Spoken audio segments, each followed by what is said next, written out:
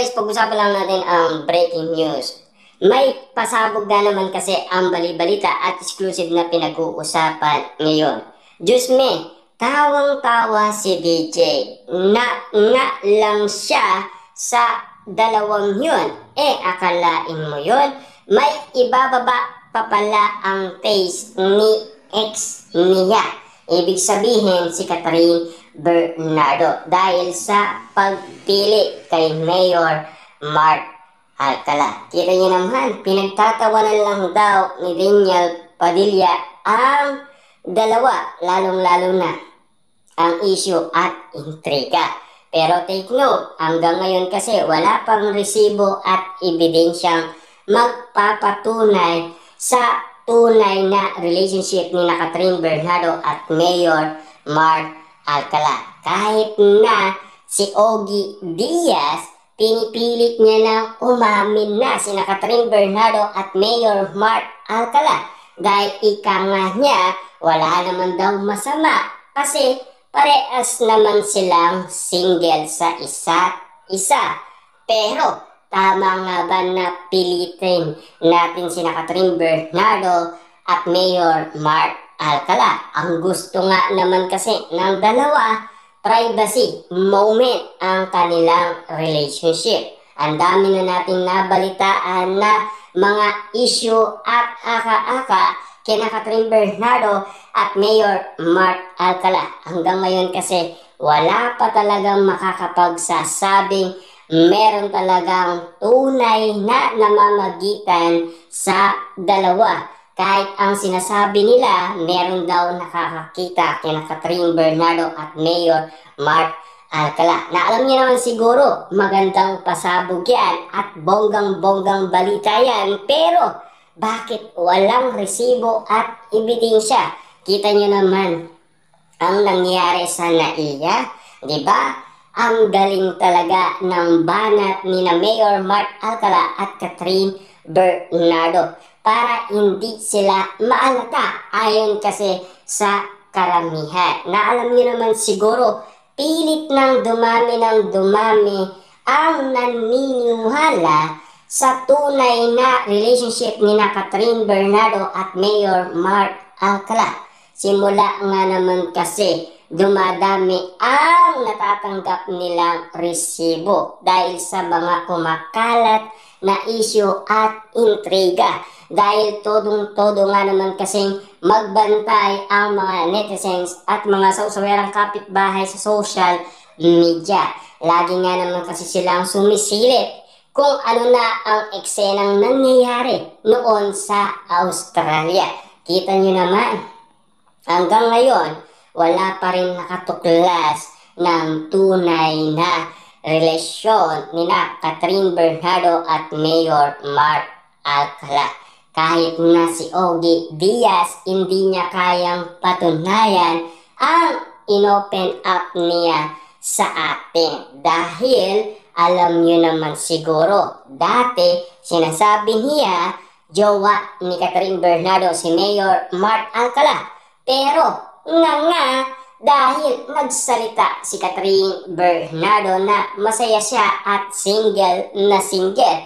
Pero ayon naman sa mga netizens at mga sausawerang kapitbahay, Catherine Bernardo, huwag ka na magsalita. Baka ayaw mo lang kasing sabihin, sinisekreto mo pa, nililihim mo pa, na alam niyo naman siguro, trabaho yan ng mga artista na ilihim nila ang tunay nilang relationship. Kita niyo naman kasi ang Katniel, di ba?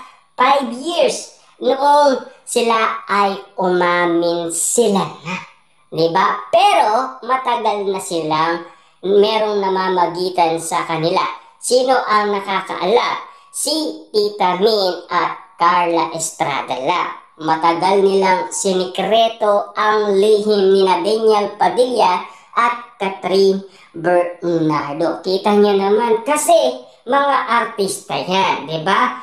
Kung kaagad-agad nilang sasabihin kasi, mawawala yung magic, mawawala yung kilig, di ba? Kasi kita nyo naman, unti-unting nawawala yung magic kina Catherine Bernardo at Daniel Padilla. Kaya nga naman kasi, ang pinag-uusapan ay publicity lang daw ang nangyaring iwalayan kina Daniel Padilla at Catherine Bernardo noong 2023 dahil umina ang Katniel. Dahil ang pinusuhan or pinili ng karamihan ang Katden movie. Dahil tinalo niya ang The House of Us na movie ng Katniel.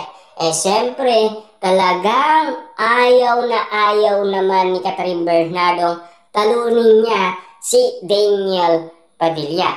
Pero malakas kasi ang Katden na alam niyo naman siguro maraming tao ang kilig na kilig at talagang nagandaan sa Hello Love Goodbye. Kitang-kita niyo naman siguro na talagang merong pagkakaiba.